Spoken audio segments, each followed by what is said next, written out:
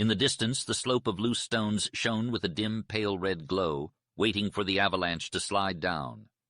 Suddenly a rock cracked and rolled, followed by a low grating sound. The avalanche had slipped a foot. Anthony was terrified for the woman with him. This was a grotesque fantasy, a mockery of the wind, desert, and avalanche. "Listen, Wansfell," the woman whispered. "Do you hear it passing on?" "Yes," replied Anthony, leaning closer to see her eyes. Did she mean that the wind was dying down? "The stormy blast of hell with restless fury drives the spirits onward," she said, her voice rising. "I know, I understand, but you mustn't speak such thoughts. You must fight," he implored.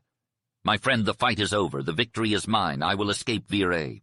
He possessed my body, poor weak thing of flesh, but he wanted my love, my soul to kill. He'll never have either." "I won't make it through the night, Wansfell," gasped Anthony, his breaths coming out ragged and labored. "I'm dying now." "No, no," protested Wansfell urgently. "You're just imagining things. It's the howling winds and the terror of this God-forsaken valley getting to you. You'll pull through. The winds will die down soon enough. You just have to fight, Anthony. You can do it. And tomorrow I swear to you by all that is holy, I'll take you away from here and to safety." Wansfell expected Magdalene Virey to put up a fight, to resist his plan with every fiber of her being. He knew the strength of her spirit, the unyielding force that had kept her going through all the trials and tribulations of her life. But this time he was pleasantly surprised. The desert had awakened something primal within him, a fierce will to survive at all costs. And Magdalene, for her part, seemed to sense that. Instead of protesting or arguing, she simply took out a small ivory case and handed it to Anthony. "If I don't make it," she said softly, "I want you to have this picture of my daughter Ruth. I've had to hide it from Virey, but I've looked at it every day. Take it, my friend, and keep it close to you. Look at it until it draws you to her." Wansfell was taken aback by her words, but he didn't have time to dwell on them. Magdalene continued speaking, her voice growing weaker with every passing moment. "I won't confuse you with any mystic prophecies, Wansfell," she said, "but I can tell you with all the clairvoyant truth that a dying woman possesses that my daughter Ruth will cross your path some day. You two will meet, perhaps in your own wastelands. She is everything I am, but magnified 1,000 times over. She is as lovely as an unfolding rose at dawn, a white living flame. It will be as if I had met you long ago when I was just a girl and given you what was rightfully yours. You awakened my heart, Wansfell. You saved my soul. You taught me peace. And I know that you will do the same for Ruth when the time comes." With those words, Magdalene Virey closed her eyes and fell silent. Wansfell and Anthony were left alone in the darkness, with only the howling winds for company. But Wansfell knew that Magdalene's words would stay with him forever, a reminder of the frailty of life and the power of love to overcome even the darkest of nights. "I can't believe it. You were just a regular guy." It wasn't until I witnessed the harsh reality of life that I saw things clearly. Nature values the heart, flesh, and blood more than anything else. All the struggles we face in life are meant to lead us towards perfection, even if we can never truly reach it. It's the pain we endure and the strength we gain that make us powerful. Nature favors women who can nurse their children, but I couldn't do it for my own daughter, Ruth. It wasn't until I experienced Death Valley and met a primitive man that I realized how far we've strayed from nature. We were meant to live in the forests like the Aryans in India or the savages in the Brazilian jungles. We should be like the self-sufficient desert beasts, producing only the strongest offspring and letting the weak perish. I can hear the winds of death howling outside, but I've said enough. Wansfell, go find Ruth and bring her to me. Remember what I've taught you." The woman's voice grew faint as the furnace blasts continued to rage. Anthony stayed by her side, enduring the winds until they finally subsided. Virey, the man who brought them here, disappeared into the shack like a drunken ghost. The woman slept while Anthony watched over her, determined to find their burrows and lead Virey and Magdalene Virey out of Death Valley and to safety. If Virey tried to stop him, he would suffer the consequences. Anthony gazed down at the woman, knowing that he couldn't be swayed from his mission. He would get them all out alive. The woman before him was a mystery, so delicate and fragile. Anthony was in awe of her as she embodied the creative force that fueled life. She possessed a quality that was both indescribable and fatal, the highest expression of truth that nature so desperately sought after, beauty. Her youth, her mistakes, her mocking acceptance of life, her magnificent spirit, her longing for motherhood, her agony and physical pain, her awakening, repentance, and eventual victory were all etched onto her pale face, with an indestructible charm of line and curve that constituted her infinite loveliness. She was a sleeping woman, yet she was close to the angels. Anthony gazed from her to the ivory case in his hand, murmuring, "Her daughter Ruth is meant for me. How strange it would be if we met, but that's impossible. She was wandering in her mind." He took the little case back to his camp, rummaged through his pack for an old silk scarf, and carefully wrapped the gift before depositing it inside the leather money belt hidden around his waist. "Now it's time to prepare to leave Death Valley," he exclaimed with a sense of grim satisfaction. Anthony's burros rarely strayed far from camp, but this morning was different. He couldn't find them near the spring or down in the notches of the mountain wall. So he set off in the opposite direction.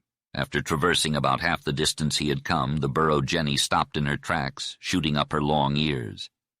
Something had caught her attention, but Anthony couldn't see it. He urged her on, but she stopped again. This time he could see a shack in the distance, and as he squinted he thought he saw a gray object bounding across his vision. He rubbed his eyes, wondering if the heat was affecting his sight. As Anthony made his way towards the shack, a peculiar sight caught his eye. A gray-white object with the bounding motion of a jackrabbit flashed before him. He quickly dismissed the idea of it being a rabbit, as it was far too large and there were none in the valley. Could it be a wild cat? He urged his burro Jenny to keep moving, but noticed that she was acting strangely. Something was definitely amiss. As he listened more closely, he heard the unmistakable sound of rocks sliding and cracking. Veery was up to his old tricks again, rolling rocks down the slope. Anthony broke into a run towards the shack, which was now in plain sight. But there was no one in sight. He watched as rocks tumbled down and puffed up dust, realizing that Veery was taking full advantage of his absence. As he approached the edge of the slope, the sounds around him seemed to merge into a single deafening noise. His sight became distorted, magnifying the rocks and puffs of dust. Strange streaks ran low in the brush, and clumps of brush shook and bent. Death Valley seemed to be possessed by something otherworldly. Suddenly a splitting shock deafened his ears. He stumbled to a halt, hearing the last of the sliding roar. The avalanche had slipped but had come to a stop. Something was definitely wrong in Death Valley. Anthony was running for his life as rocks of all sizes were hurtling around him, kicking up puffs of dust and causing the ground to shake beneath his feet. He could hear the whiz and thud of a rolling rock passing dangerously close to him, and he watched in horror as a massive stone bounded from the ground and appeared to pass straight through the shack. The structure collapsed, and Anthony's heart leaped into his throat. He was frozen in place, unable to move or speak. Suddenly a white form glided out from the sun shelter, and Anthony realized it was the woman he had been trying to protect. She was unharmed, and the sight of her freed him from his paralysis. He yelled at her to hurry and cross to safety, measuring the distance between them, 200 yards, as rocks continued to hurtle and pound across the space. The woman heard him and waved her white hand as if trying to wave him back out of danger. Then she pointed up the slope, and Anthony turned to see Veery working frantically to start an avalanche. No longer content to frighten his wife, Veery was now intent on killing her. His insane genius had unlocked the secrets of the slope, and he was about to set the avalanche in motion. The noise grew louder, and Anthony opened his mouth to yell at Veery, but a whizzing boulder narrowly missed his head, jolting him back to his own peril. Other rocks were bounding down the slope in his direction, and he had to step, leap, and dodge to avoid them. He was not afraid for himself, but terrified for the woman's safety. Deadly rage consumed him as he watched Veery's actions. Then, with a piercing split, the lower half of the slope started to move, causing a rattling crash that echoed through the valley. The million facets of stones that shone in the sunlight were now tumbling down, cracking into powder as they went. Anthony continued to dodge the rocks, trying to reach the woman before it was too late. As soon as Anthony heard the sudden and startling sound of the avalanche, he jumped up and ran towards a large boulder that was as tall as his head, and then climbed on top of it. He anxiously looked around for Magdalene Veery, but it was too late to reach her. She was standing facing the avalanche with her arms spread out high above her head, showing the magnificent spirit that had been her fate. "Run! Run! Run!" Anthony screamed frantically, but his voice was lost in the deafening roar of the avalanche. A thick cloud of dust and a gray, tumbling mass came down heavily and majestically, blocking Anthony's view of Magdalene Vieri's white figure. The avalanche spread towards Anthony, enveloping him, and then the boulder he was standing on was lifted up and carried away with the avalanche, creating a loud boom and thunderous noise like the falling of worlds. Chapter 19.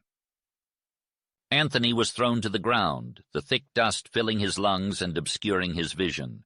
He felt a stream of stones rolling over his feet as the deafening roar continued to echo through the hills. The sound thumped from battlement to battlement and rumbled away like distant thunder. As the noise died down, the silence was almost unbearable.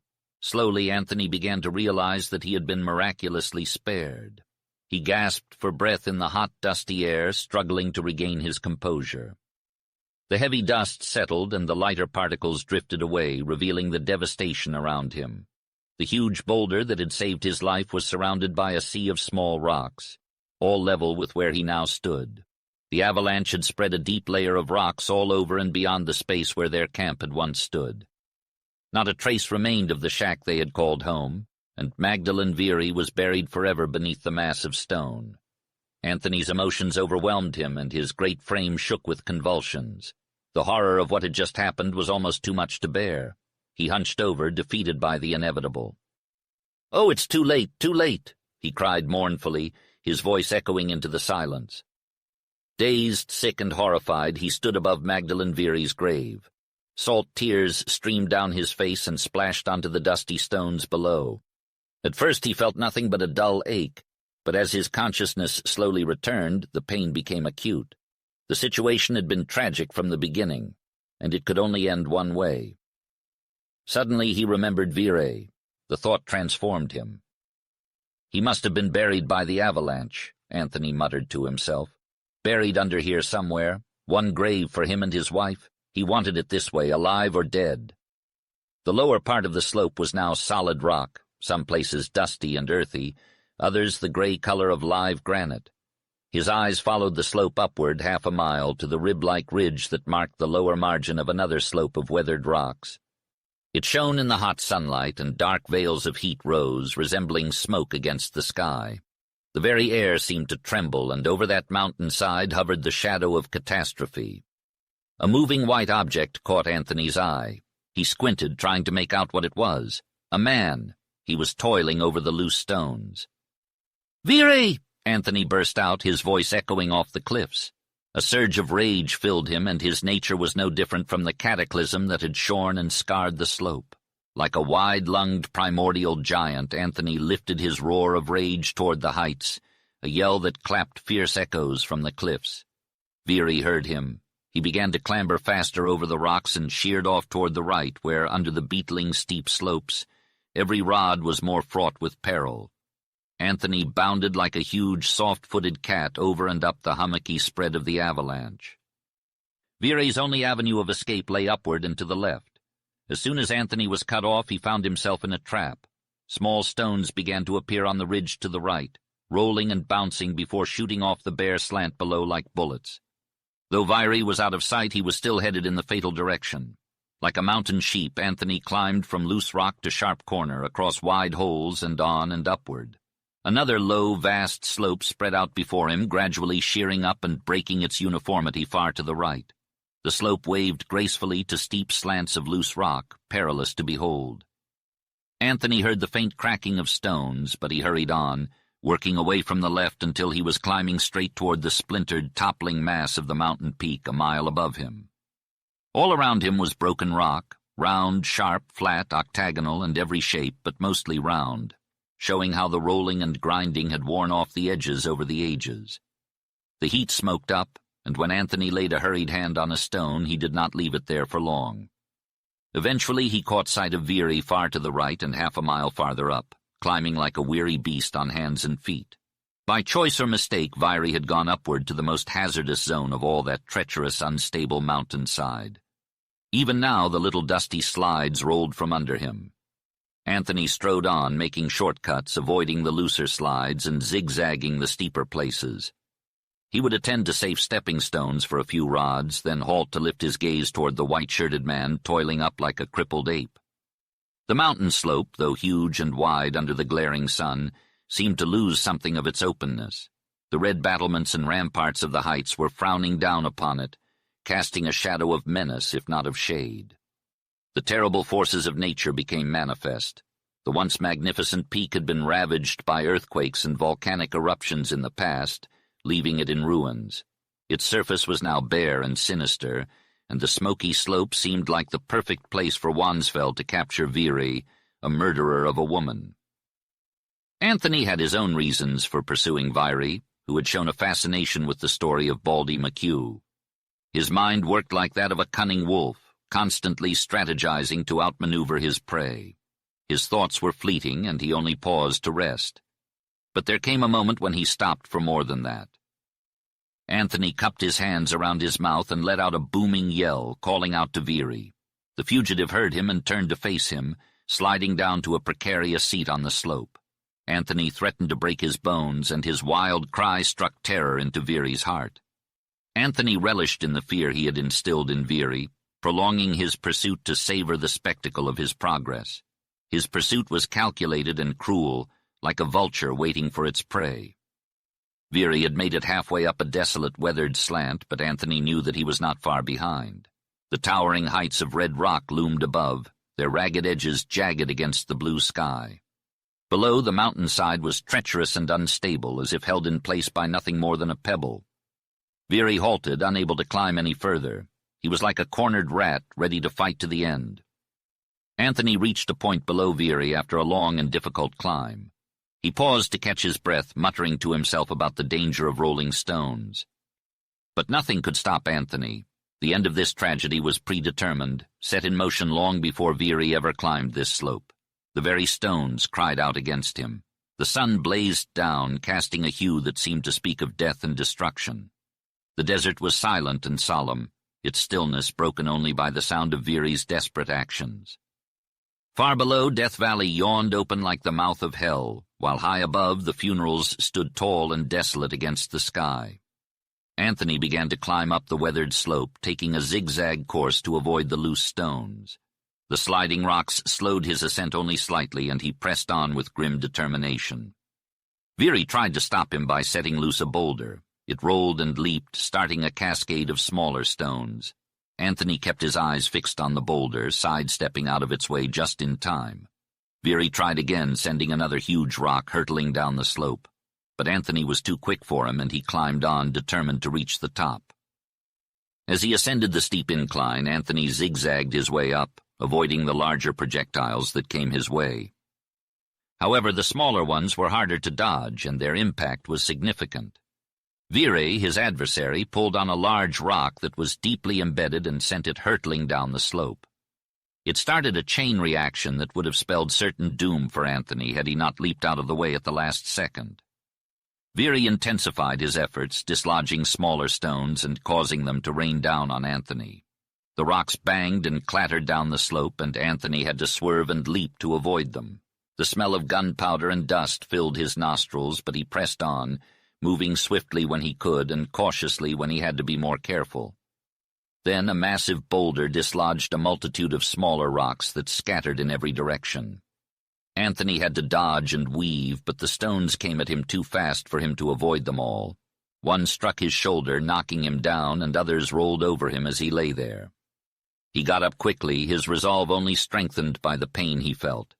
Anthony was done playing games. He yelled out his intentions and raised his hands, which looked like great claw-like appendages. Veery, seeing this, became desperate and began rolling boulders down the slope with even greater ferocity. But Anthony was not to be deterred. He took risks and narrowly avoided danger, but he continued to climb, inching closer and closer to his adversary. With only 100 yards separating them, Anthony was determined to reach the top, no matter what obstacles lay in his path. Anthony could clearly see Veery's tattered shirt flapping in the wind, his face pale as a ghost, and his wet hair covering his eyes. Suddenly a loud and heavy sound echoed through the air. It was the sound of a loose object colliding with something solid. Anthony stopped in his tracks and looked down at his feet, feeling the ground rumble beneath him. Then a blood-curdling scream pierced through the air. It was Viri. Anthony quickly looked up and saw the entire slope moving. The sound of rocks crashing against each other grew louder and more intense. Viri was frozen with fear, caught in the middle of an avalanche.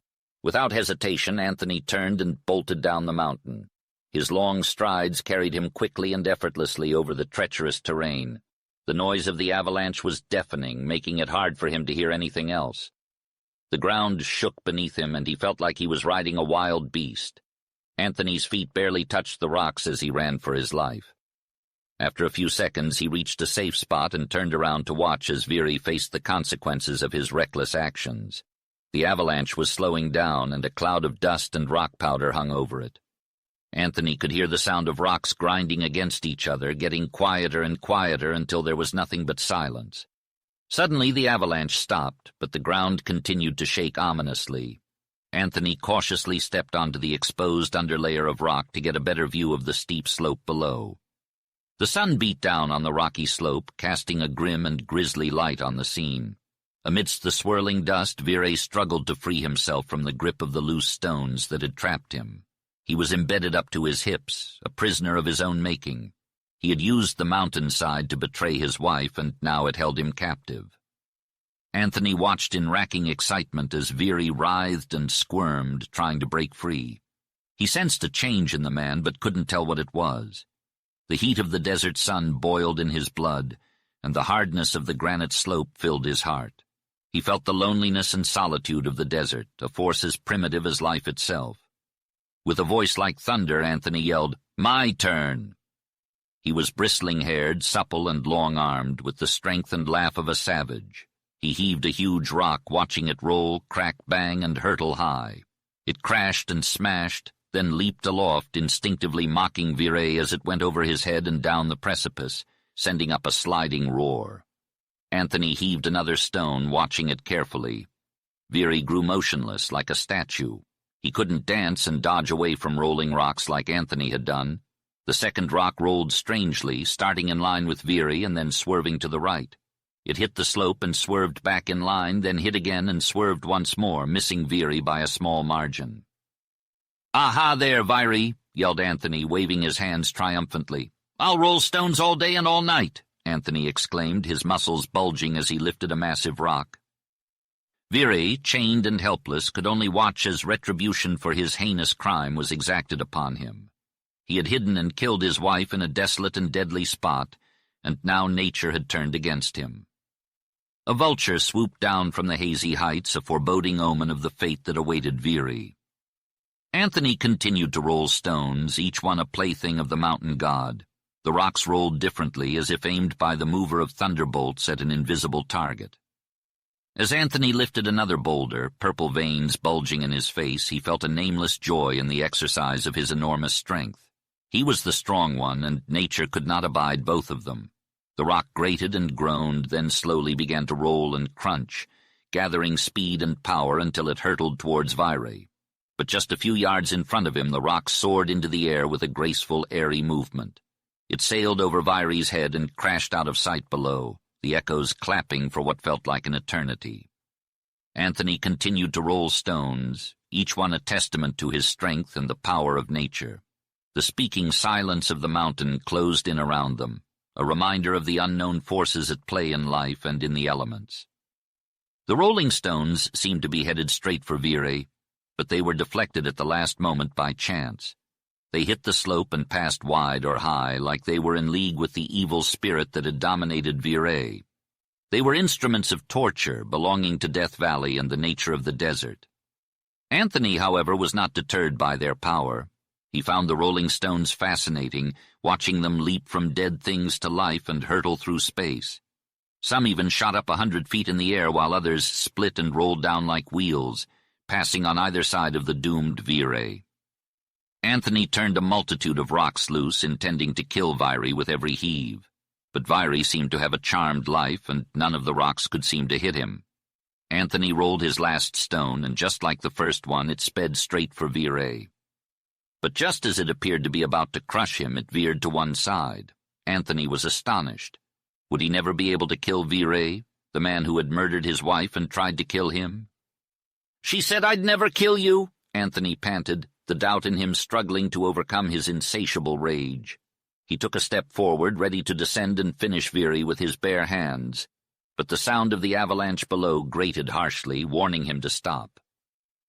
Anthony paused and looked at Virey again. Had the man's hair turned snow-white?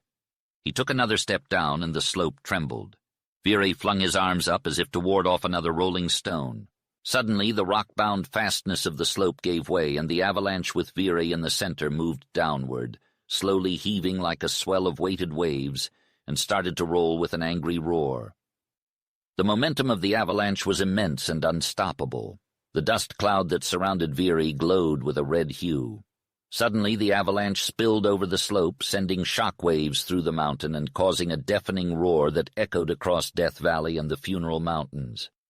As the thunderous rumble dissipated, silence and solitude once again prevailed in the area, as they had for centuries before man's interference with nature. Chapter 20. As Anthony made his way back to camp, the memory of his failed attempt at revenge weighed heavily on his mind.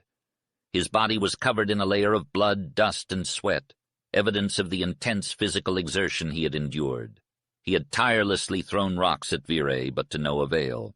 It seemed as though a higher power had intervened, and the spirit of Magdalene Virey had somehow come between them. As the twilight deepened, Anthony packed his burros and set out towards the gateway. He didn't dare look back at the scene behind him, which was now shrouded in silence. He felt the obscurity of the gray twilight envelop him, and he knew that the midnight furnace winds would soon be upon him. Despite the intense heat and stillness around him, Anthony welcomed the physical challenge. He saw a dark patch in the distance, which he knew to be an oasis where the waters of Furnace Creek sank into the sand. He knew that he had a long journey ahead of him, and the strange radiation from the sand and the peculiar gray light of the valley only added to the challenge. But Anthony was determined to push through and make it to his destination.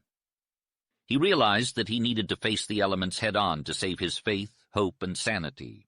The transition from twilight to darkness was so gradual that he barely noticed it, except for the fading of the notched peak. However, the open valley was not yet dark, but rather a moonlit shade of color that made the mountains seem distant and the stars nearby. Death Valley resembled the bottom of the Dead Sea, emptied of its bitterness. Anthony relied on physical activity to clear his mind of subjective thoughts and wonderings. However, Death Valley was different. The vast emptiness and solitude made him acutely aware of his isolation. He was alone and a live man in a dead land. He trudged forward, urging his burros to keep moving. Jenny, in particular, was obstinate and kept veering off course. She knew better than to travel in the wrong direction, and Anthony had to coax her into following his lead. As they progressed, the salt crust gave way to hummocky terrain and a dirty gray color. The surface was treacherous, and the burros were tired and disheartened. Anthony had to be careful not to step on false ground, as the crust could break under his weight. He couldn't help but wonder how long ago it was that he first ventured into this unforgiving wasteland. As he crossed the valley, far below the line, the layer of salt crust had been softer and murky waters ran beneath it. Now, however, it was dry and sun-baked, making travel more difficult but less dangerous. Anthony broke through the crust once, reminding him of Dismuke's warning that the floor of Death Valley was 40 feet from hell. Although he hadn't thought of Dismuke's in a while, this hazardous direction he was taking now seemed like a long-made plan to meet the old prospector. Long hours and slow miles passed as Anthony made his way through the valley. When the burros broke through the crust, Anthony had to use all his strength to pull them out. At one point, he had to unpack Jenny from a pitfall before he could pull her out. Later on, he had the added task of leading the way and dragging the burros with ropes, as they did not lead well on the scored and burst salt crust. As the night wore on, the heat, oppressiveness, and dense silence increased.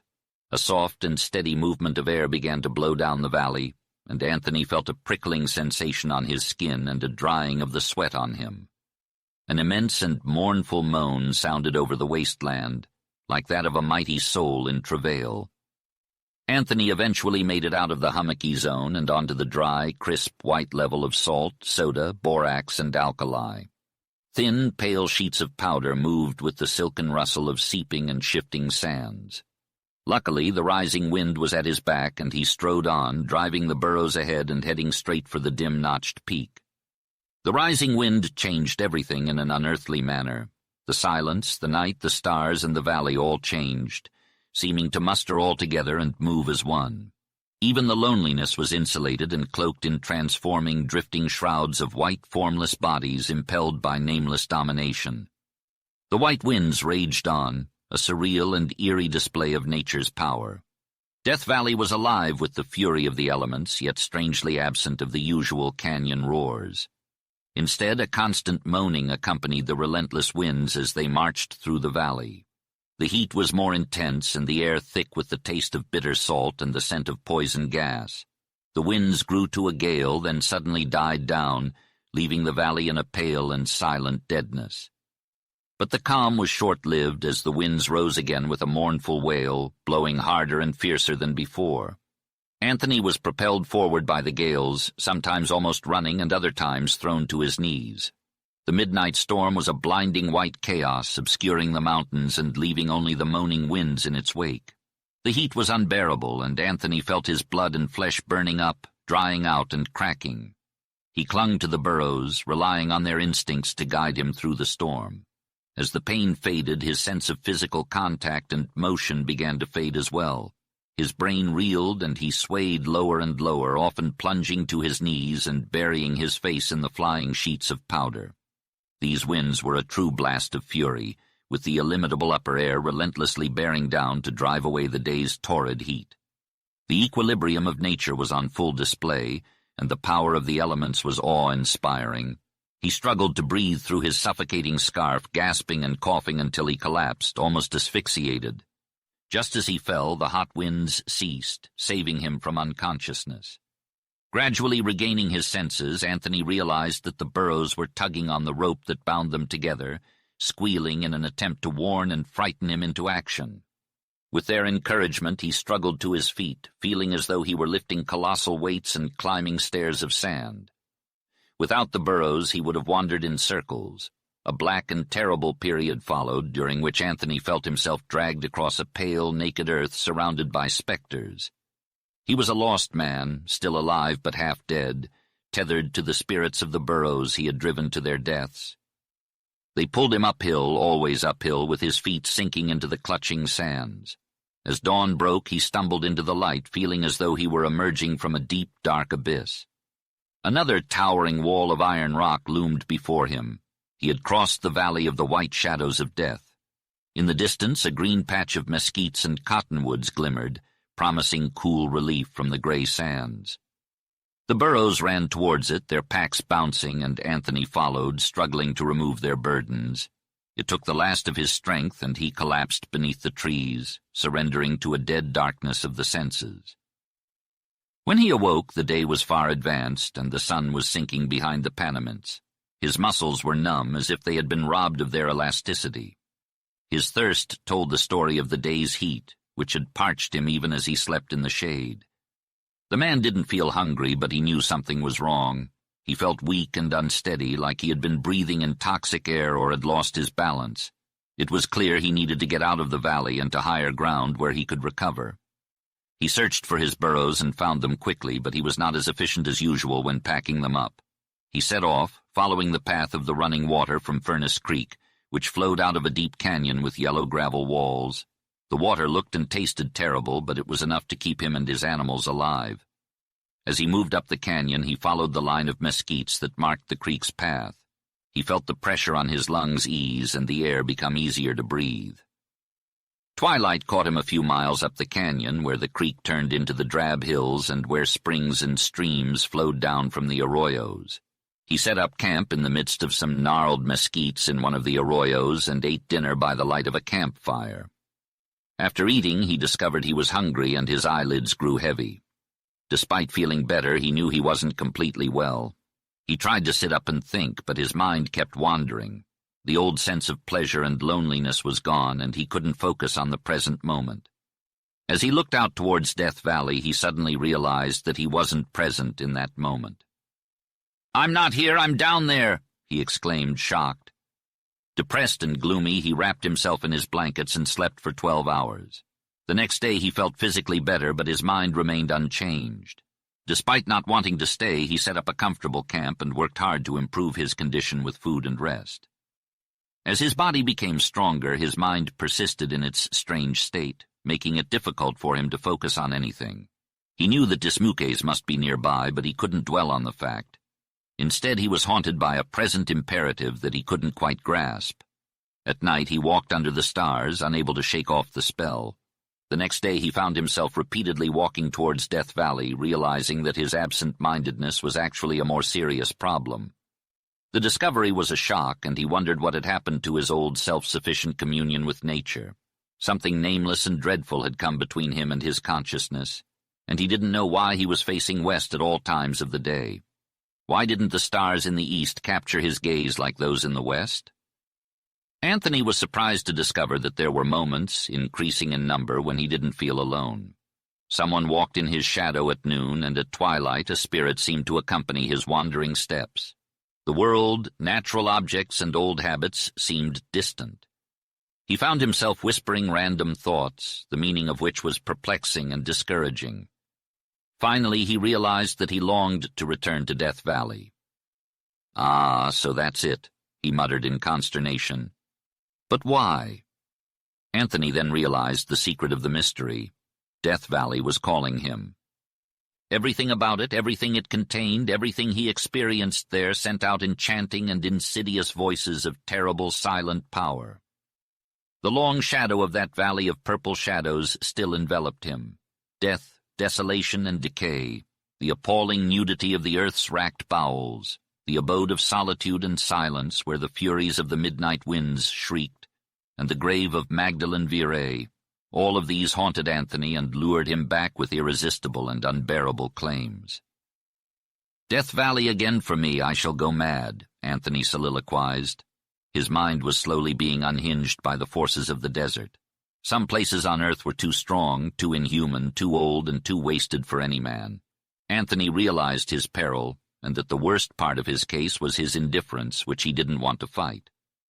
Unless something happened, a great intervening destructive agent to counteract the all-enfolding trance-like spell of Death Valley, Anthony would return to the Valley of Avalanches, and there he would go mad. And the very instant he resigned himself, a cry pierced his dull ear.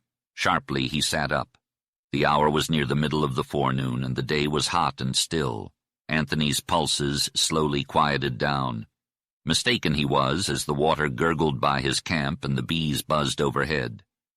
Just as he began to relax, a distant cry pierced through the silence. It seemed to echo from up the canyon beyond the low yellow walls. Straining his ears, he waited for the sound to repeat itself, but it did not. Was it just his imagination, or were there voices in the desert that remained unheard? The cry had a tangible quality that shook Anthony out of his reverie. He scrambled up the gravel bank on the left and reached the top of a ridge. His blood stirred with excitement, for the old explorer in him had awakened. He had heard a far-off cry, and now there was something in the air. Surveying the distance, he shuddered at the rugged, broken walls that marked the gateway to Death Valley. But he pressed on, gaining some hold on his old self with every step. He walked slowly, missing nothing and searching every inch of the ground. His growing intensity of sensation was welcome, for it meant that he had either received a premonition or had reverted to his old self, or perhaps both. He walked along the wide gravel wash with the high bronze peaks of the funerals on his left and yellow clay dunes on his right. Finally, he came to a place that hinted at a possible sloping of the colored clay dunes down into a basin or canyon. Climbing up the bank, he took a few steps across the narrow top, only to be stopped in his tracks. As he approached, he was greeted by a massive amphitheater, a yellow expanse that seemed to stretch on forever. It was like a maze, with steps and slopes and slants, channels and dunes and mounds of denuded crinkly clay. The erosion had left delicate tracery like the veins of a leaf, creating a mosaic of golden amber, cream yellow, mauve, and bronze cinnamon. It was a desolate and eerie sight, yet incredibly beautiful in its stark purity of denudation. The surfaces were endless, smooth, scalloped, and ribbed, all curving with exquisite lines and grace down into the dry channels under the dunes. The colors were breathtaking, with the golds, yellows, and russets strongest at the base of the lower circle of the amphitheater. But as he moved along the wide wings, the hues became more vivid and striking. On the left was a dark, beautiful mouse color, contrasting with a strange pearly cream on the other. These striking bands of color swept the eye away as far as they extended, and then jealously drew it back again. Climbing up between these great corners of the curve were ridges of gray and heliotrope, meeting streaks of green like the mineral green of copper, and snowy traceries of white that were narrow veins of outcropping borax. High up above the rim of the amphitheater, along the battlements of the mountain, stood out a zigzag belt of rusty red, from which the iron stain had run downward to tinge the lower hues. Above all this wondrous coloration upheaved the bare breast of the mountain, growing darker with earthy browns until the bold ramparts of the peak, gray like rock, gleamed pale against the leaden blue sky. As he gazed down into the gaping maw of the amphitheater, Anthony felt a weight on his chest that he couldn't put into words. The purple, ghastly void seemed to swallow everything, from the crinkly clay beneath his feet to the distant white streaks that shone like silver streams. It was Death Valley, and it was both beautiful and terrifying. But then he heard a cry. It was human, he was sure of it. Or was he losing his mind? He turned and ran in the direction of the sound, passing the point where he had climbed out of the wash earlier. At the apex of the great curve, he found a trail leading up out of the amphitheater and down into the wash. The dust on the trail was fresh, with unmistakable signs of moccasin tracks, hobnailed boots, and spilled water. The boot tracks led down, while the fresher moccasin tracks led up. After a moment of astonishment, Anthony began to follow the moccasin tracks as they turned west towards the canyon. As he walked, he noticed bunches of sage and greasewood dotting the sand, and beyond them thickets of mesquite. It was clear that some prospector was packing water from the creek up the canyon and down into the amphitheater. Suddenly Anthony thought of Dismukes. He examined the next hobnailed boot track he saw with careful scrutiny. It wasn't Dismukes. He hurried on, following the trail until he came upon a spot where the man he was trailing, an Indian he was sure of it, had fallen in the sand. A dark, wet splotch caught Anthony's attention, and he knew it wasn't water. It was blood. The stench confirmed his suspicion. His senses heightened, and he became fully aware of his surroundings. He knew someone was in trouble, and Death Valley's spell lifted. The trail led him to a wet glade filled with sedge and a pungent odor of soapy water. A few more strides brought him to the body of an Indian lying face down at the edge of a stream. His hair was matted with blood, and his shirt was torn and stained. Anthony turned him over and saw that he had been brutally beaten with a blunt object. The Indian was gasping for air, and Anthony knew he had to act fast. He scooped up water in his hat and poured it into the Indian's mouth. He bathed the blood-stained face and tried to make sense of the Indian's incoherent speech. The Indian was from a tribe that had supplied the Vires. He spoke of gold, robbers, and a grinding stone like maize.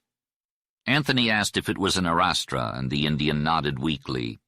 He gestured to the trail that led to the clay wilderness and made more gestures, indicating a man of huge bulk working the arastra for gold. The Indian's last words were a warning that he couldn't speak, and then he fell unconscious. Anthony stood up, his mind racing as he muttered to himself, "Arastra! That's how Dismukes grinds for gold. He must be down in that yellow pit somewhere. Robbers have likely taken his claim and are torturing him for information on hidden gold. They probably beat this poor Indian to death." Quick thinking and action were necessary. The Indian was still alive, but not for long. Anthony couldn't help him. He had to decide whether to wait for the water carrier's return or follow the trail to the yellow slopes. Anthony had a gun, but it only had 2 unused shells, and he had no more ammo in his pack. The Indian had no weapon. The water carrier might be armed. If Dismukes was dead, there was no need to rush to avenge him. If he was alive and being held prisoner, a little more time wouldn't matter. Anthony decided to wait for a reasonable amount of time for the water carrier.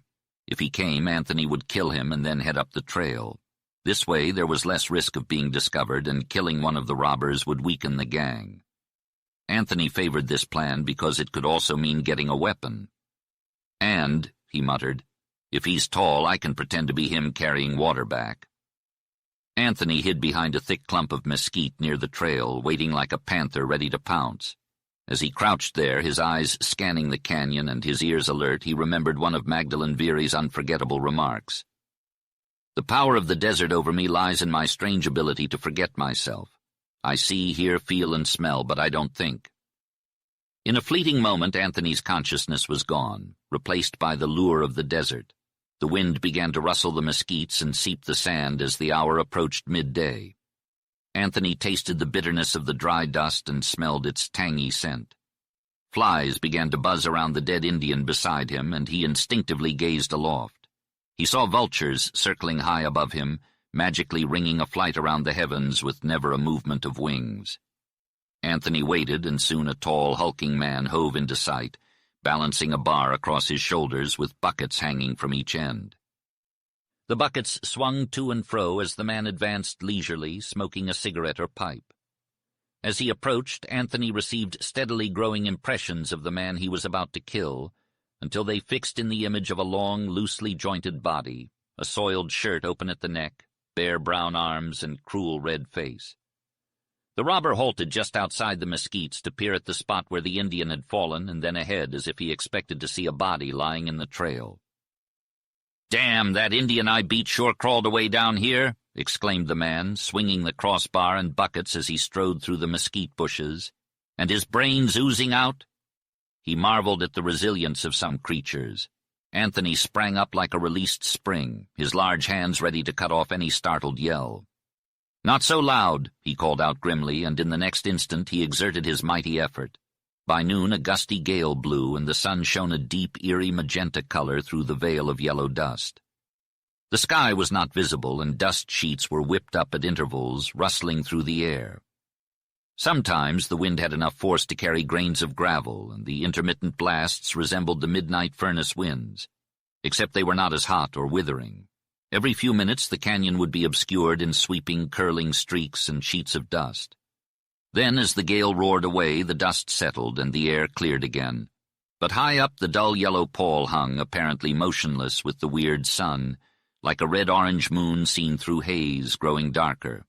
The elements seemed to favor Anthony, with the heat, gale, and obscurity relaxing the vigilance of men. He counted on surprising the gang, but to his regret he found no weapon on the robber he had overcome.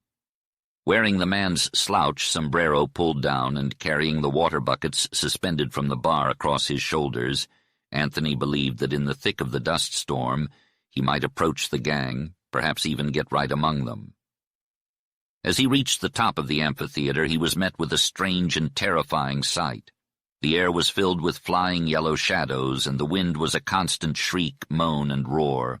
Despite the danger, he knew he had to go down further in order to find the robbers and their hideout. As he made his way down, Anthony was struck by the depth of the pit, unable to see the bottom. The trail was clear, and he even spotted boot tracks that he recognized as belonging to his old friend Dismuka's. However, the oppressive heat, wind, and dust made it clear that this was no place for humans to be, unless it was for the promise of gold. Finally, Anthony reached the bottom of the pit, surrounded by a yellow haze that made it difficult to see. The sun shone a dark magenta, and fine dust particles floated and fell around him, irritating his skin like invisible sparks. The yellow-walled wash stretched out like a canyon, and the smell of smoke indicated that he was getting close to a camp of some sort. He left his buckets on the trail and veered off to the side, climbing up a soft clay slope until he was out of sight. From there he peered over the top and saw more yellow ridges like the ribs of a washboard, curving and shading in unnatural ways. Despite the beauty, Anthony knew that danger and violence awaited him. In the pit of the amphitheater, Anthony scanned the dunes with his experienced, desert-trained eyes, all bare. The changing yellow shadows of twilight hindered his vision at a distance, and the gusts of wind and low, hollow roar made it impossible to hear anything. After some time, Anthony realized that all the clay ridges on his right ran for about 100 yards and then sharply descended. This was the main canyon through which the trail ran. The line of it, a vague break in the yellow color, turned to his left. Anthony pondered for a moment. Should he continue or return to the trail? Eventually he rose, crossed the top of the clay ridge, descended its soft bank, jumped the sandy and gravelly wash at the bottom, and climbed up the next ridge, which was identical to the previous one. Anthony kept going, up and down, until the yellow twilight in front of him was separated by a lazy column of blue. Anthony's nostrils confirmed that it was smoke. He crawled cautiously up and down until he reached the ridge from behind which the smoke was rising. Here he crouched against the soft clay, breathing heavily, listening and peering. The ridges around him began to show streaks of brown earth and ledges of rock. Suddenly he was startled by a rumbling, grating sound. It was continuous, but it had louder rumbles, almost bumps. The sound was rock grating on rock. Anthony thought he knew what made it. He listened with all his might, pressing his ear down on the clay. The rumble kept on, but Anthony could not hear anything else until there came a lull in the wind above. Then he heard a squeaking creak. A sound of wood moved tight against wood, sharp cracks of soft substances, the ring of a shovel on stone, and at last harsh voices.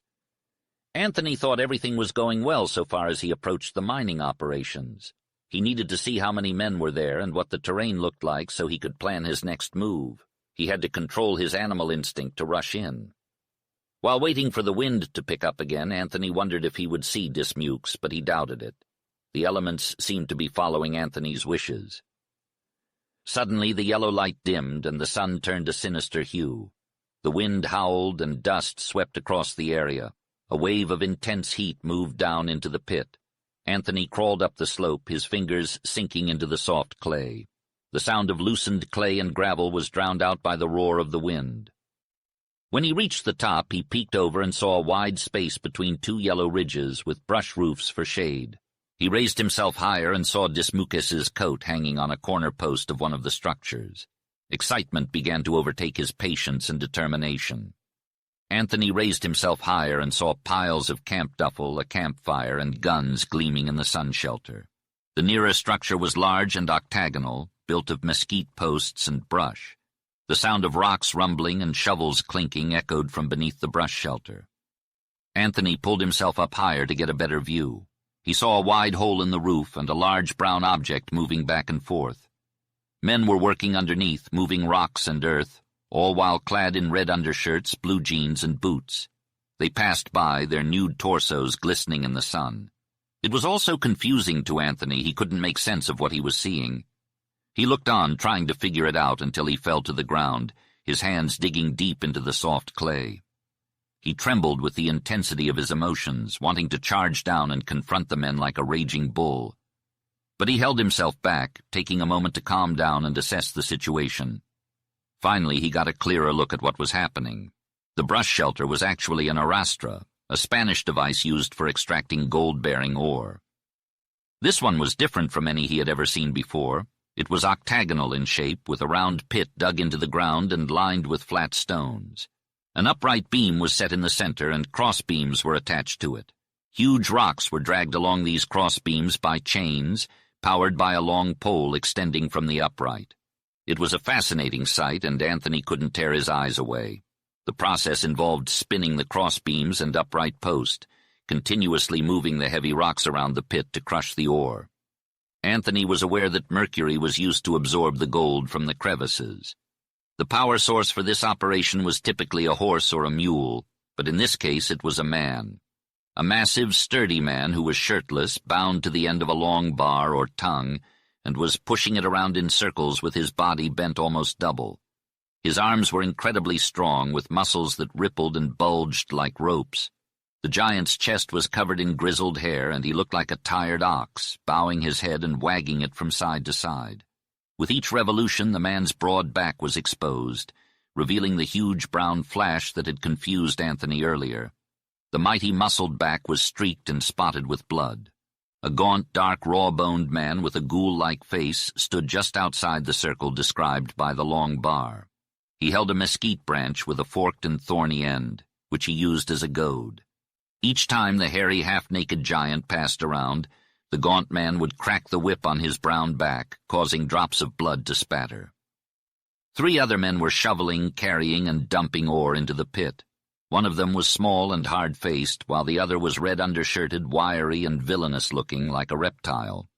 The third man had a bullet-like, closely cropped head and a jaw that jutted out beyond his brow. His hard visage was smeared with sweat and dust, and his big, naked shoulders indicated that he was young. The grizzled giant, whom the others were goading and working to death in the terrible heat, was none other than Anthony's old savior and friend, Dismukes. Anthony cautiously made his way down the clay slope, watching his footing and taking care not to slip. Once he reached the bottom, he hurried up and down several more slopes until he reached the trail. He followed the trail until he came across the buckets of water he had left earlier. Thirsty, he drank deeply and tried to calm himself down. He wasn't tired or out of breath, but his mind was racing. He needed a weapon, a shovel, or a sledge to crush their skulls. He needed to keep himself between them and their guns. These were the thoughts that had taken hold of Anthony. His body was tense, his muscles rippling under his skin. Internally, his blood and nerves and bones seemed to come alive with the instinct of the ages. He was a man of the past, a product of the desert. He swung the crossbar over his shoulders and lifted the buckets, bowing his head and shoulders more than necessary as he made his way down the trail towards camp. The wind was picking up, blowing fiercely and causing a hollow roar to echo in Anthony's ears. The air was thick with dust, and a weird, dim light streamed through the pall. The smell of smoke and dust filled his nostrils, and the heat felt like hot lead pressing down on him. The gale bellowed and shrieked and moaned, and it felt like the portal to an inferno.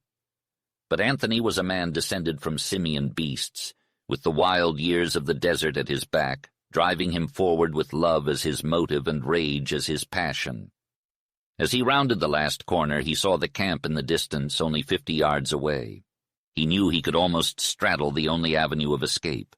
The wind suddenly died down, and Anthony was left standing there, tense and ready for whatever was to come. The sun cast a yellow glow over the land, but as it set, the sky turned a menacing magenta. The air was still, as if even nature was stunned by the strange lives of men. Suddenly, a man in a red shirt yelled, "There's Bill with the water!" All work and movement ceased as the giant Dismukes stood up, his head poised like a hawk's. "Ah, Bill, you son of a gun," called another robber in greeting. "We damn near died waiting for that water." "Ho, ho, Bill, you must have run into another Indian," someone else joked. Anthony walked quickly, shortening his stride as he passed the shelter where packs, coats, and guns lay. Suddenly he quivered as if released from some dragging restraint. The robber of slight frame and hard face had walked out from under the shelter. He was the only one who had been silent, peering keenly and bending a little. "Hey, is that you, Bill?" he asked in a hard voice that suited his face. The gaunt robber cracked his whip. "Fellows, are we crazy with this dust? Damn this deceiving light. He's too big for Bill, or I'm blind with heat." "It's not Bill," screeched the little man, and he ran towards the guns. Anthony dropped the buckets and in 2 great leaps intercepted the little man. The little man veered aside, dodged, and then tried to run by. But Anthony lunged and swung, hitting him squarely on the side of the head. The blow rang out with a dull thud. Its tremendous power propelled the man off his feet, turning him sideways as he flew through the air, and carried him with terrific force against one of the shelter posts. The post gave way, letting the roof sag. Then the smitten man rolled to lodge against a pack and lay motionless. Whirling swiftly, Anthony drew his gun and paused a second, ready to rush. The robbers stood stock still. "Oh, my God!" shouted the man in the red shirt. "Who's that? Did you see him take down Robbins?" Dismukes let out a loud roar of joy, hate, and triumph. He tried to escape, but he was chained like an elephant. So instead he yelled, "Aha, you bloody claim jumpers, now you're finished, it's Wansfell." "Wansfell!" the gaunt-faced villain exclaimed. His face turned pale. "Grab a shovel, get a gun!" The red-shirted robber lifted his shovel and charged at Anthony, cursing fiercely. Anthony shot him. The man seemed stunned, but he charged again with even more ferocity. Anthony's second and final shot, fired at point-blank range, staggered him. But the man managed to hit Anthony's head with the flat side of the shovel. Anthony clubbed him with his gun, knocking him down with his shovel under the shelter. The other 2 men charged at Anthony, and they all met at the opening. They were so heavy and swift that they knocked Anthony to the ground. Anthony's plan was to hold on to both of them so they couldn't get a weapon. He locked a hold on each of them, and a wrestling match began. Anthony couldn't swing his fists, and he couldn't grip their throats, so he relied on rolling and swinging them back. He took a lot of blows, but he swung them back and heaved his weight upon them. Slowly he moved away from where the guns were. If one man surged half erect, Anthony swung the other to trip him. Once they were inside the octagon structure, Anthony rose with the two men, holding on to them tightly. He swung them wide apart and brought them back together with a solid impact. He had hoped to knock their heads together. Their bodies collided with a force that broke Anthony's hold on one of them. The young man, who was of a hulking frame, fell right on the shovel, but quickly grabbed it and bounded up, fierce and strong. As he swung the weapon aloft, Anthony let go of the gaunt-faced man and punched him, knocking him against the other. The two staggered back, almost falling. Anthony took advantage of the situation and swung a fist at the man with the shovel, hitting him in the bulging jaw. The man fell over the wooden beam and the shovel flew far. Anthony then blocked the doorway, preventing the other fellow from charging at him. The man tried to attack Anthony, only to be knocked back. Meanwhile, his comrade, panting loud, straddled the long beam. Just then, Dismukes, who was bound to the beam, heaved forward and caused the claim jumper to fall in the dirt. Dismukes celebrated his entrance into the fight with another stentorian yell. Anthony now felt a different and more intense sense of the fight. He had his antagonists cornered, and they could never get by him to secure a gun. The fierce zest of violent strife, the ruthless law of the desert, the survival of the strongest, and the bloodlust made him refuse any weapon save his hands. He stood on his feet, and his hands were enough. Like a wolf, he snapped his teeth and locked his jaw. As he swung and battled and threw these foes backward, a strange, wild joy accelerated his actions. When he struck, the sodden blow felt good. He avoided no return blows and breasted them. The smell of sweat and blood, the heat of panting breaths in his face, the feel of hot, rippling muscle, all tended to make him fiercer. His sight stayed keen, though tinged with red. The sight of the big robber's evil, beady eyes, burning like hot green fire, and his bruised and bleeding face with a snarling mouth, filled Anthony with a savage thrill. He struck out hard, fueled by the sight of the gaunt and sallow-faced man with a bloody mouth and a frenzied, hateful gaze. He beat him down with fierce determination.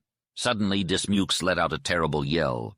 The gaunt-faced man had fallen into the Arastra pit, and Dismukes had started the machinery, shoving a beam over him. The big rocks attached to the crossbeam began to pound around on the ore, causing a loud jar and rumble. A piercing scream came from the man trapped under the rocks, being dragged around by the Arastra. "Grindin' gold, Wansfell!" shouted Dismukes. "More ore, pard! We're grindin' gold!" Anthony saw all of this even as he fended off another attack from the big robber.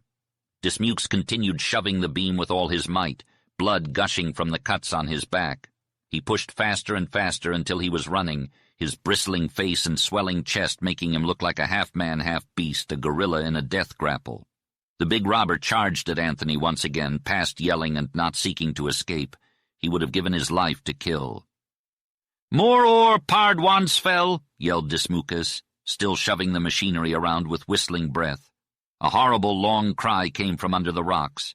Then the long beam caught the charging man and forced him down to his knees. It caught under his chin and began dragging him until the upright post gave way with a crash. The beam was set free, propelled by the immense force of Dismukes' brawny frame, and it appeared to zoom across the semicircle, hoisting the man along with it. He collided with a short wall of rock, and the beam, no longer tethered, struck his head with a sickening thud, as if it were a juicy fruit. Chapter 21. As the sun began to set on that fateful and tragic day, Anthony and Dismukes had set up camp beyond the mouth of a wide pass that sliced through the funeral range. Though the camp was dry, they had packed out water from a pure spring a few miles away. The wide flat was covered in greasewood and bunches of dry gray sage. Anthony was feeling drained and would have been in a sour mood if not for his companion. Dismukes seemed to have forgotten all about his days of being worked like a mule and driven under the scorching sun on a treadmill. He was overjoyed, feeling young again. Anthony had never quite understood this giant prospector, but now he was even more enigmatic. He had surpassed his old self and was beyond comprehension. After being rescued, Dismukes had not even mentioned that Anthony had saved his life. Anthony was grateful for the opportunity to repay his old debt, but Dismukes didn't seem to think of it. He never mentioned how Anthony had prevented him from being treated like a mule, beaten and worked to death in the sweltering heat. Instead, Dismukes was focused on the gold he had mined, the gold that the claim jumpers had also mined, and the heavy bags of gold that were now his. Possessing the gold brought an end to his lifelong toil for fortune. Throughout the afternoon, as they had packed and climbed out of the valley, Dismukes had tried to give Anthony half of the gold, a quarter of it, or a share, but Anthony had refused. Dismukes couldn't contain his excitement and exploded, his eyes rolling like a pair of oxen. "Why, for the love of God, it's gold, most of it I mined before those devils came. It's clean and honest. You deserve a share, and the half of it will more than make up the sum I've slaved and saved to get.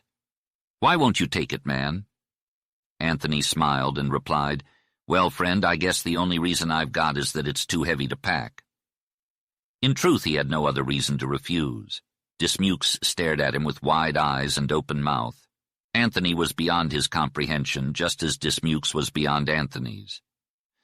Finally, Dismukes swore in astonishment, grunted his disapproval, and then resigned himself to Anthony's strange apathy. He soon glowed again with the intense rapture of his friend. Dismukes' long quest for the Golden Fleece had been rewarded. His 35 years of wandering and enduring and toiling were over, and life had suddenly become beautiful and enchanting. The dream of his boyhood had come true, the fortune had been made, and now he could look forward to ease, rest, travel, and joy, all that he had slaved for. It was a magnificent prospect for a man who had worked so hard. Anthony listened kindly and went slowly about his camp tasks with tired limbs. He gazed at Dismukes, and then had an eye for his surroundings. Often he looked up at the exceedingly high, blunt break in the funeral range. What cataclysm of nature had made that rent? It was a zigzagged, saw-toothed wall with slanted strata at an angle of 45 degrees. Zigzag veins of black and red bronze ran through the vast drab mass. The long purple shadows that Anthony loved had begun to fall. Several huge bats with white heads darted in irregular flight over the camp. Anthony's hands and jaw were swollen and painful from the fight, making it difficult for him to serve himself and eat. He also found it hard to speak, as Dismukes wouldn't stop talking. The man had a way with words and would go on long tangents about his experiences. "Once, years ago, I was lost in the desert," he reminisced. "I ran out of food and was going to kill and eat my burro when he ran off. I was lost and running out of water, and I thought I was heading west towards a ranch with water. But I was wrong. I was crawling and falling until I gave up and decided to die. I remember the silence and loneliness, but then I heard a rooster crow, and it gave me hope. Life is glorious, and I want to buy a farm with green grass and 1,000 roosters." Anthony found it amusing that Dismukes had almost died near a ranch, but Dismukes didn't see the humor in it. "There's nothing funny about death," he said, "and there's nothing more glorious than life." Anthony asked if Dismukes planned to settle down someday and get married, to which Dismukes replied that he wasn't sure, but he did plan to travel more. The prospector was excited to venture out into the world. "Marry what?" he exclaimed. "A woman, of course," replied his companion. Dismukes was taken aback by the thought. His eyes reflected a range of emotions that he had buried deep within. "That's something I never did think of. Me marry a woman. No woman would ever have me," he said. His friend reassured him that he was not too old and that he would be rich. "When you wear off the desert roughness, you can find a wife. The world is full of good women who need husbands," he said. Dismukes was puzzled but intrigued by the idea. He had never had a wife or sweetheart, and no girl ever paid him any attention when he was younger. Women had been scarce in his life, and none of them had ever meant anything to him. His friend joked and told him to squeeze a pretty girl for him when he met one. This opened up a world of possibilities for Dismukes. His forgotten dreams and desires rushed back to him, and he was lost in thought. His friend left him to his musings, hoping that it would keep him content for a while. As they watched the sunset, the mountains were silhouetted against the golden flare. The sky was filled with rosy, dusky, and ruddy hues. The slopes below were turning purple, and the heat veils were rising from the earth. Anthony couldn't help but admire the beauty of the world around him. Anthony was relieved to find that Death Valley was hidden from view. The wind had died down, and the clouds of dust had settled long ago. The scenery was remarkable, with vast dimensions and a desolate feel that stretched out for miles. The afterglow of the sunset transformed the clouds into a golden flare before fading away into a purple gloom. The black ridges of mountains stood out like ragged islands in a desolate sea. Dismukes broke the silence, commenting on Anthony's long hair. Anthony acknowledged that his hair was long, but he was glad it was that way when he was hit with a shovel earlier in the day. Dismukes laughed and shared a story of a big fellow he once knew who wore his hair long to hide the fact that he had no ears. This man was a horse thief who had his ears cut off for his crimes. Anthony assured Dismukes that he had ears and that his hair was not a problem. As the sun set and the big bats flew overhead, Dismukes continued to talk about gold and his future. He wished that Anthony could go with him and made a sweeping gesture with his hand that had something of sublimity. He flicked his hand towards the east, indicating the distant places beyond the desert. "I'm rich now. The years of solitary confinement and endless labor are finally over. No more sourdough, no more thirst, heat, and dust, no more hoarding gold. It's time for me to spend. I'll deposit my gold in the bank and cash my checks.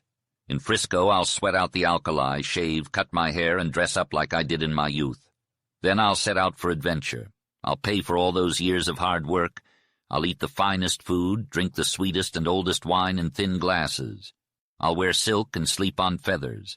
I'll travel like a prince, and I can already see the big guys rolling their eyes. Yes, sir, the best for you, sir." And I'll tip them in gold. I'll go back to my hometown. Some of my family members may still be alive, and when they see me, they'll feel like they hit the jackpot. I'll make them rich. I won't forget my childhood friends. I'll donate a church or a park to that small village. I'll travel to see all the sights and cities. New York. Ha! If I like the place, I'll buy it. I'll see everything and buy everything. I'll be cheerful and joyful. I'll live my life to the fullest and make up for all the lost years. But I'll never forget the poor and the miserable. I can spend and donate $100 a day for the rest of my life.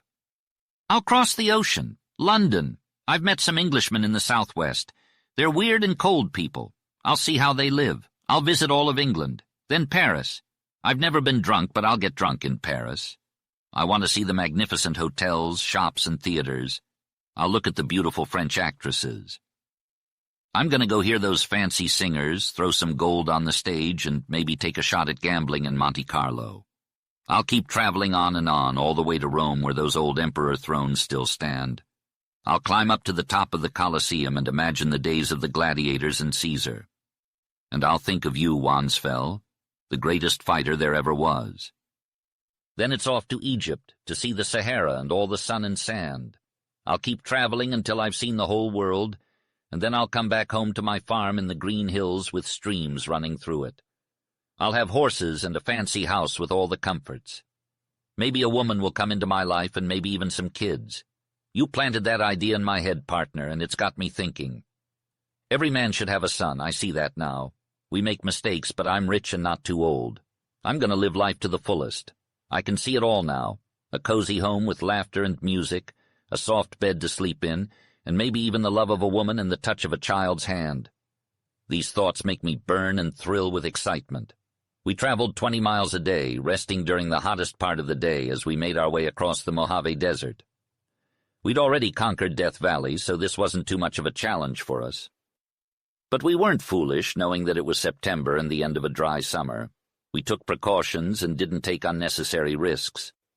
The scorching sun beat down on the barren landscape, sending waves of heat rippling through the suffocating air. Dismukes checked his thermometer, which read a staggering 130 degrees in the rare moments of shade. The water holes they had counted on were dry, forcing them to veer off course in search of a new source of hydration. The relentless sun and the irritating alkali dust made even the toughest men suffer after hours without water. After a grueling day without water, they stumbled upon a well maintained by a man who profited from selling water to desperate travelers.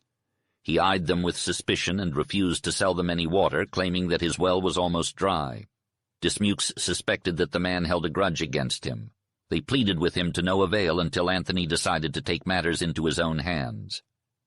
With a calm demeanor that belied his anger, Anthony approached the well and lifted the trapdoor, revealing a plentiful supply of water. He returned to the man, who sat on a box with a rifle across his knees, and demanded that he sell them water. When the man refused, Anthony snapped the rifle in half with ease and grabbed the man with his large hands. The man cowered under Anthony's grip, realizing too late that he had underestimated the quiet man's strength. "Hey there, friend. You've got plenty of water. It's a live well. You can spare some to save us. We'll double your pay. Come on," said Anthony to the well owner. He loosened his right hand and doubled up his enormous fist, ready to swing if necessary. The well owner changed his tune and became animated, finally giving the travelers the water they needed. They didn't want to push their luck, so they moved on and found themselves in a desert filled with trails, abandoned mines, prospectors, and desert dwellers. As they approached the Mojave Desert Highway, they realized that water was scarce in the sandy country. One of Dismuke's water holes was dry and hadn't been visited for months.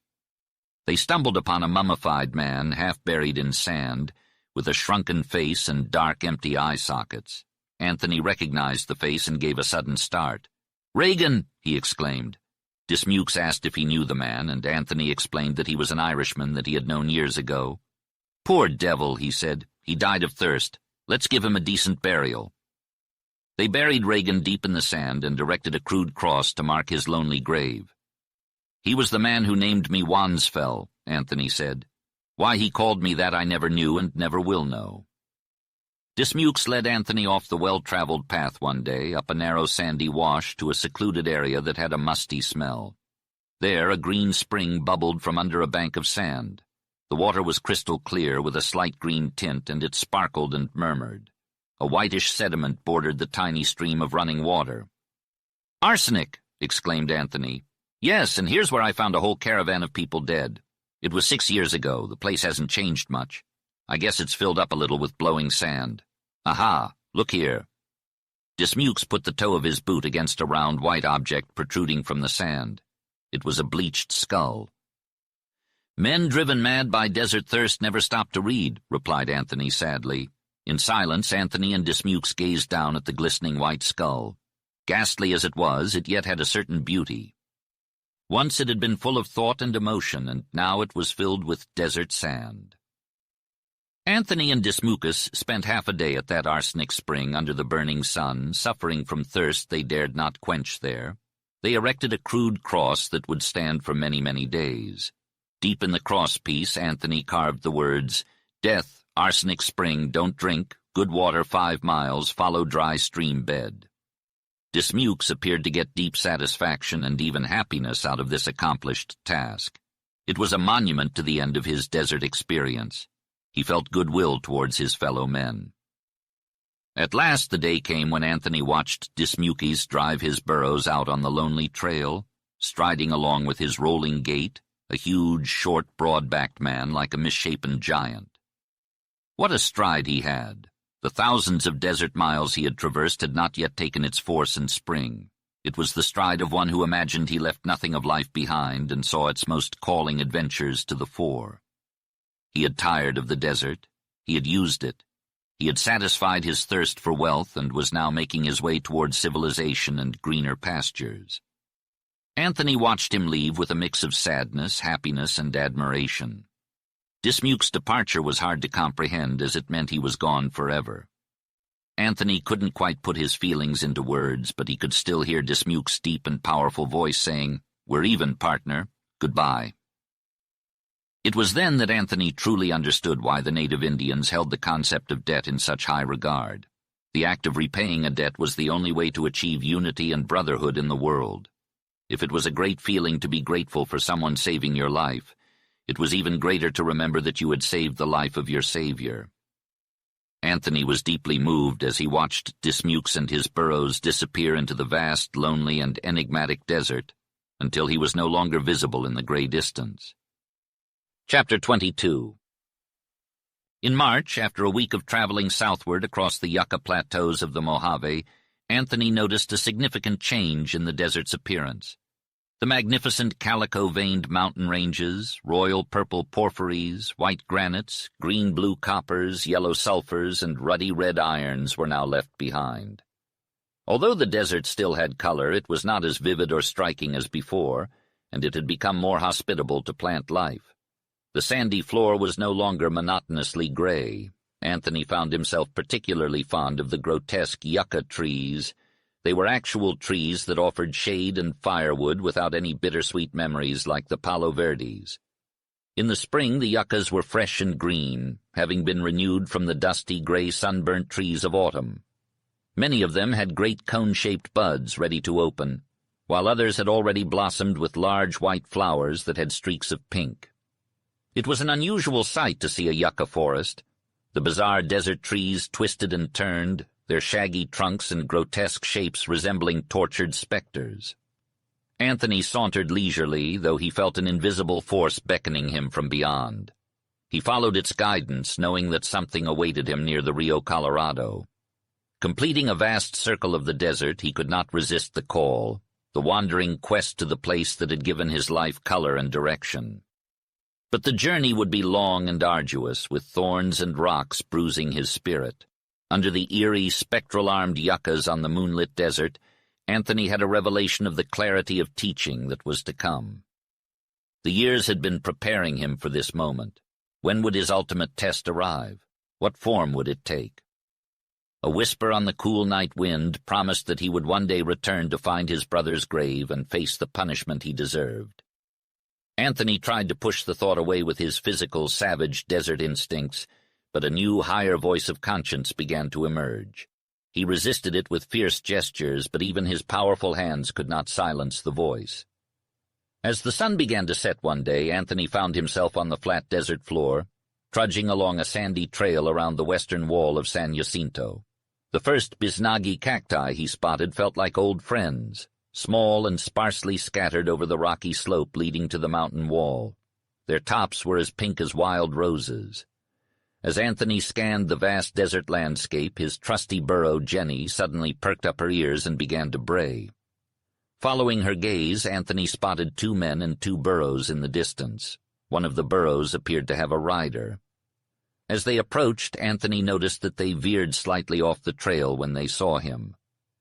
In response, Anthony changed his course to approach them. As they drew closer, Anthony could make out 2 rough-looking men, one leading a packed burro and the other leading a burro with a ragged young girl perched on top.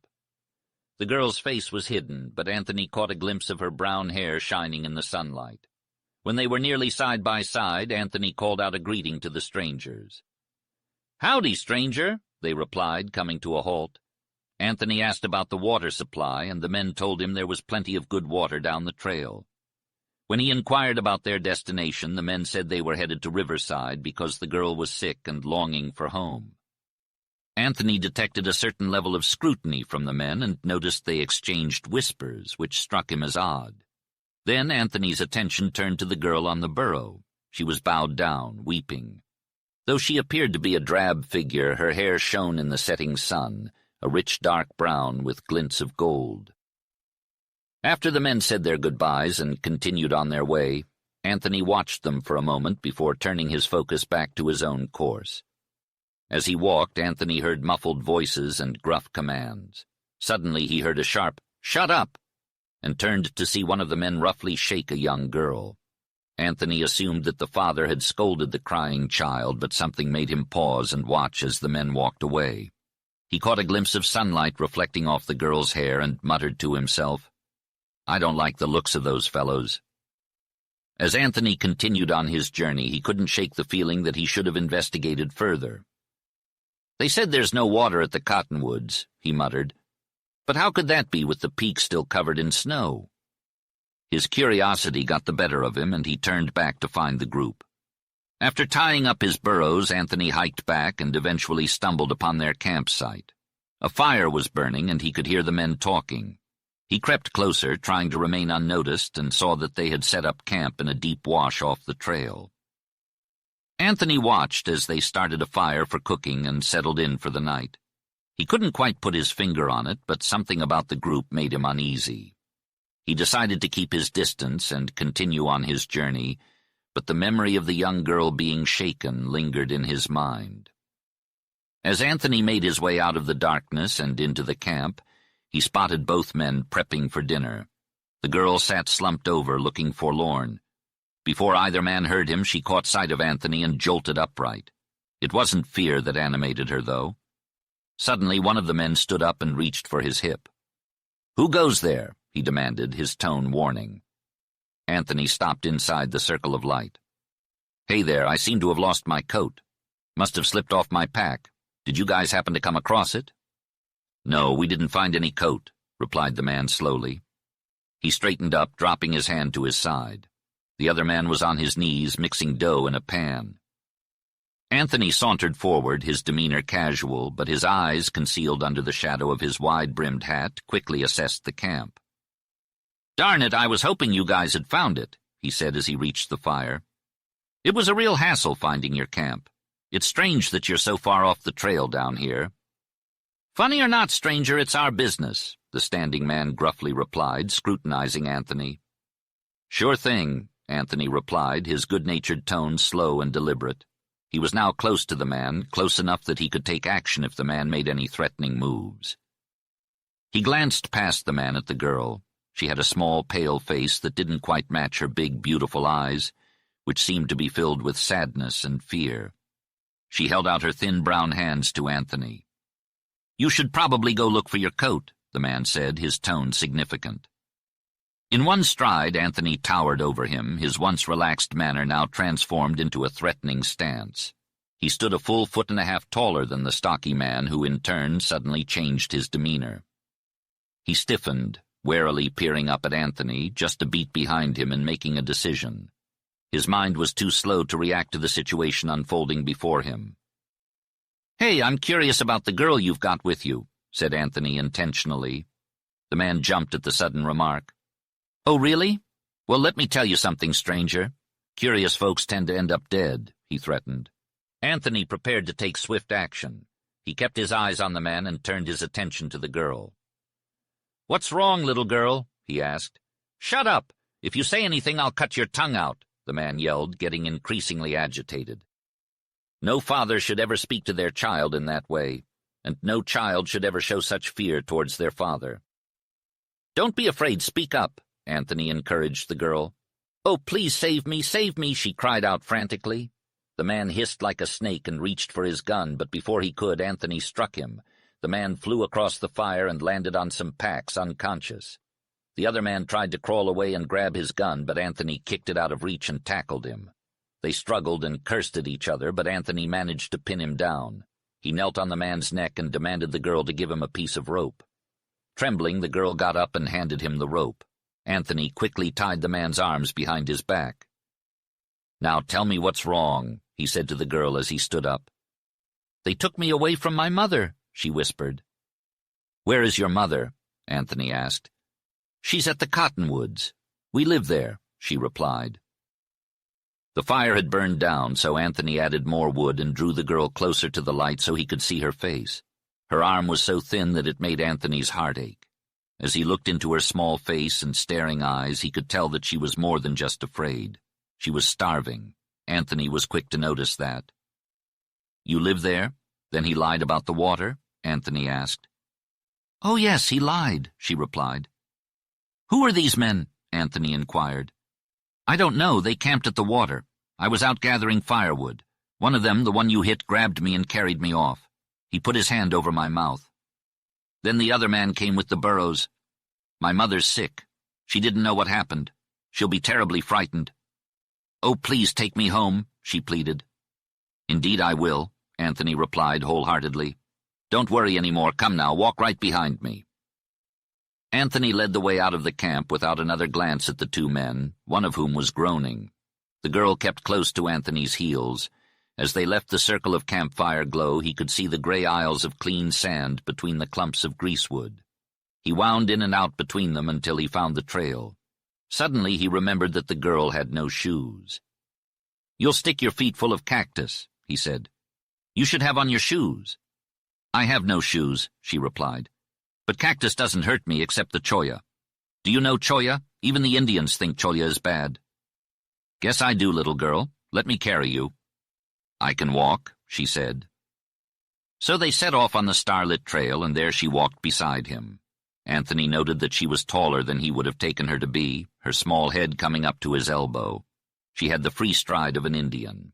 He gazed out across the level gray and drab desert. Whatever way he directed his wandering steps over this land of waste, he was always gravitating toward new adventure. Anthony replied, his voice softening with the realization of the girl's plight. "Well, I have some food with me. Would you and your mother like to share it with me?" The girl's face lit up with gratitude, and Anthony couldn't help but feel a sense of warmth spread through his chest. He led the way back to where he had left his horse and pulled out some bread and jerky from his saddlebag. The girl eagerly took the food, and Anthony watched as she fed her sick mother. As they ate, Anthony couldn't help but think about the harsh realities of life in the desert. He had grown up in these barren lands and knew all too well the suffering that came with it. But seeing it through the eyes of this young girl brought a new sense of empathy to him. He felt a kinship with her, as if they were both survivors in a world that didn't care. After they finished eating, Anthony helped the girl gather some firewood. As they worked, he couldn't help but notice how her rough exterior belied a gentle spirit. She had a strength that came from within, a determination to survive no matter what life threw at her. He admired her for it and felt a sense of protectiveness wash over him. As the sun began to set, Anthony knew he had to leave. He couldn't stay here forever, and he had his own journey to continue. But as he mounted his horse and prepared to ride away, he felt a pang of sadness. He didn't want to leave this girl and her mother alone in the desert. He wanted to help them, to protect them, to be there for them. But he knew he couldn't. The desert was a harsh mistress, and he had his own battles to fight. So he rode away, but he never forgot the girl with the rough little hand and the calloused little palm.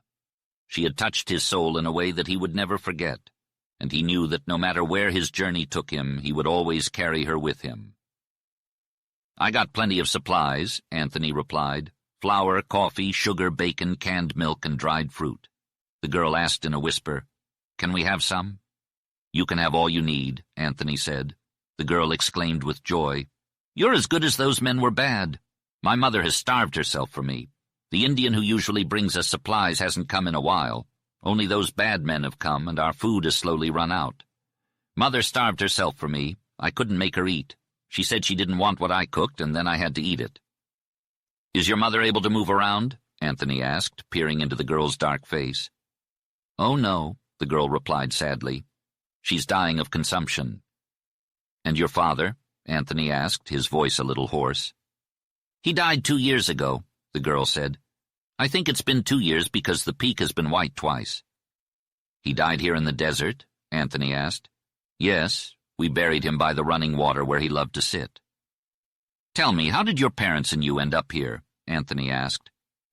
"They both had consumption long before I was born," the girl explained. "My father had it, but my mother didn't when they got married back in Iowa. My mother caught it from him, and they both knew they were going to die. They tried every way to get better, but the doctors said they couldn't. So they started traveling west in a prairie schooner. I was born somewhere in Kansas. They kept moving, trying to find a climate that would cure them. I remember as far back as Arizona, but my father never got better until we got to this valley. Here he was getting strong again. Then my uncle came, and he found gold in the mountains. That made my father work too hard, and then he died." "My mother has been slowly declining since," the young girl told Anthony. "That's a sad story, little one," Anthony replied. "The desert is full of sad stories. But what about your uncle? What happened to him?" "He went off searching for gold, but he returned several times. The last time was just before my father passed away. He said he would come back for me someday and take me away from the desert. My mother lives on that hope, but I don't want him to come. All I pray for is that she gets better. I would never leave her." "So you've lived your whole life in the desert?" Anthony asked. "Yes, my mother says I've never slept under a real roof." "And how old are you?" "Almost 14. "Well, I thought you were younger. And little girl, may I ask how you learned to speak so well as if you've been to school?" "My mother was a school teacher. She taught me." "What's your name?" "It's Eugenie Linwood, but I don't like Eugenie. My father and mother always called me Jeannie. What's your name?" "Mine is Wansfell." "You're the biggest man I've ever seen. I thought the Yuma Indians were giants, but you're even bigger. My poor father wasn't big or strong." Eventually, Anthony spotted his burros along the trail. Jenny seemed to be more stubborn than usual and kicked Anthony as he untied her. As he led her along with the other burro, she often lagged behind to nibble on the sage. During the several miles down the trail, Anthony struggled to keep her moving steadily. The young girl began to tire, which Anthony had expected. She refused any help or to be placed on one of the burros. The trail began to circle around the black bulge of the mountain, eventually leading into the shadow where objects were hard to distinguish. The sound of flowing water soon reached Anthony's ears, a most welcome and beautiful sound to a desert man. As they walked through the shadows, Anthony spotted a thatch-roofed hut, and beyond it the glimmer of starlight on tall palm trees.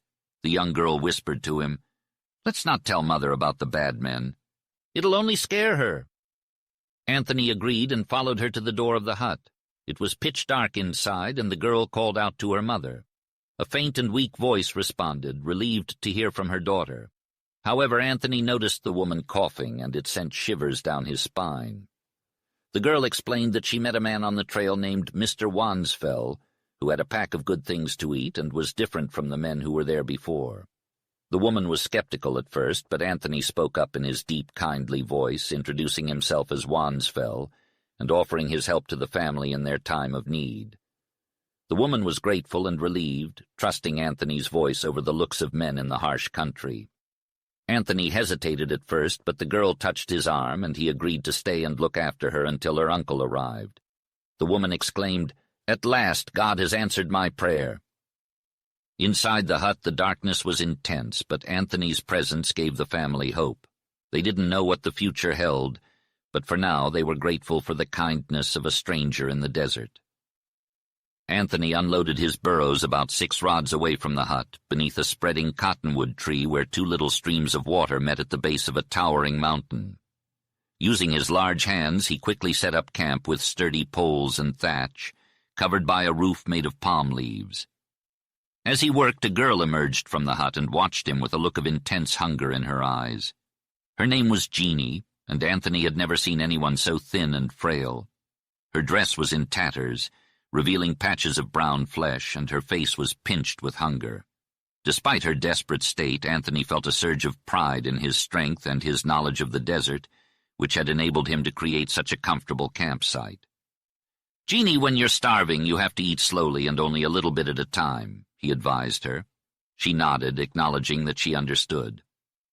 "I've known what it's like to be hungry and thirsty," she said, "but I'm not that bad off. I've had a little bit to eat." Anthony quickly set about preparing a meal, determined to make it the best he could. Despite her hunger, Jeannie insisted that her mother be served first. She took a candle from Anthony and led the way into the hut, while he carried a tray of food and drink that he hoped would help the woman recover from her ordeal. Inside, the hut was divided into 2 rooms, with the first serving as a kitchen with a stone floor and plenty of cooking utensils. In the second room, Anthony saw 2 makeshift cots crafted from poles and palm leaves. On one of them lay a frail woman whose eyes confirmed the tragic words she had spoken. Despite his effort to stoop, Anthony's towering frame grazed the palm-leafed roof. Jeannie chuckled when he hit a crossbeam. "Mother, he's the tallest man," she exclaimed. "He could never fit in our hut. Now sit up, Mother dear. Doesn't it all smell good? Ooh, the Indian fairy has come." "Jeannie, will you hold the candle so I can see the face of this kind man?" requested the woman when she was propped up in bed. Anthony had never before been scrutinized like that. It felt like the scrutiny came from beyond that place and time. "Sir, you are a man such as I have never seen," she said after a while. It was evident to Anthony that the sincerity or whatever she saw in him meant more to her than the precious food that she desperately needed. Her hair was disheveled and gray, her brow creased by pain and worry, her burning eyes were sunken deep in dark hollows, and the rest of her features seemed like pale shadows. "I'm glad for your confidence," he replied, "but never mind me. Try to eat some now." "Mother, there's plenty," added Jeannie eagerly. "You can't lie to me about this. Oh, smell that soup. And there's rice, clean white rice with sugar and milk." "Child, if there's plenty, go and eat." "Thank you, sir, I can help myself," the woman said. Anthony followed Jeannie out, and as he watched her sit on the sand in ravenous bewilderment of what to eat first, it brought back the starvation days of his earlier experience with poignant clarity. What a joy it was to savor good food. Jeannie would have indulged herself had Anthony not wisely prevented her from overeating. Later, when Jeannie and her mother were asleep, Anthony took a walk along the murmuring stream under the cottonwood trees. The stars sparkled brightly in the dark water, and the place was filled with the fragrance of spring, fresh snow water, and blooming flowers. Frogs were trilling in the distance, creating a sweet, melodious music that Anthony had seldom heard before. A gentle night breeze rustled the palm leaves, and the ragged mountainside rose steeply, covered in huge rocks with shining surfaces alternating with dark blank spaces. Above, the sky was a deep velvety blue, dotted with magnificent white stars and countless trains and groups of smaller stars. Anthony found rest and solace in this place. He had played many violent, harsh, and bitter roles on the desert, but this was different. He had not fallen upon evil days, nor had his wandering steps taken him to hell. The fragrance under the shadow of the looming mountain was the fragrance of an oasis, and in that silent shadow slept a child who would soon be an orphan. Only a desert man could appreciate the rest, the ease, the joy, and the contrast of this opportunity. He could befriend an unfortunate child, but as refreshing and splendid as these things were, they were nothing compared to the blessing that would be bestowed upon him by a dying mother. Anthony lifted his face to the starlight, feeling that his intense and passionate soul could only faintly divine the agony of that mother and the relief she must have felt. She knew that her prayer had been answered, and Anthony pondered over the meaning of her prayer and the significance of his wandering steps.